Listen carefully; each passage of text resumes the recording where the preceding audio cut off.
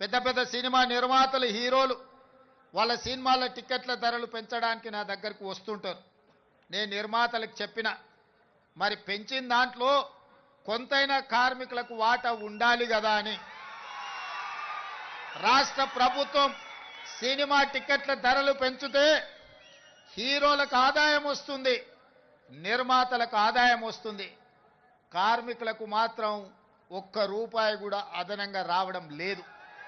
అందుకే ఈ వేదిక మీద నుంచి మీకు మాట ఇస్తున్నా, ఆ ఆదాయంలో 20% కార్మికులకు ఇస్తేనే రాష్ట్ర ప్రభుత్వం జీవో ఇస్తుంది.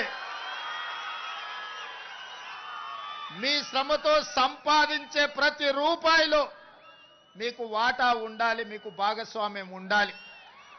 ఈ వేదిక మీద నుంచి మా అధికారులకు నేను ఆదేశాలు ఇస్తున్నా, రేపటి భవిష్యత్తులో ఎంత పెద్ద నిర్మాత అయినా, ఎంత ఇన్ఫ్లుయెన్షియల్ పర్సన్ అయినా రాష్ట్ర ప్రభుత్వం అదనంగా టికెట్ల ధరలు పెంచితే వచ్చే ఆదాయంలో 20% నా కార్మిక సోదరుల కుటుంబాలకు వెల్ఫేర్ ఫండ్ కింద వాళ్ళకు ఆ నగదు బదిలీ జరిగితేనే ఆ ఒప్పందం ప్రకారమే మా రాష్ట్ర ప్రభుత్వం జీవో ఇస్తుంది. ఈ నిబంధనలు నేను సవరిస్తానని చెప్పి ఈ సందర్భంగా కార్మిక సోదరులకు నేను మాట ఇస్తున్నా. ఎందుకంటే ధరలు పెంచితే హీరోలకు ఆదాయం వస్తుంది, నిర్మాతలకు ఆదాయం వస్తుంది, కార్మికులకు మాత్రం ఒక్క రూపాయి కూడా అదనంగా రావడం లేదు. అందుకే ఈ వేదిక మీద నుంచి మీకు మాట ఇస్తున్నా, ఆ ఆదాయంలో 20% కార్మికులకు ఇస్తేనే రాష్ట్ర ప్రభుత్వం జీవో ఇస్తుంది.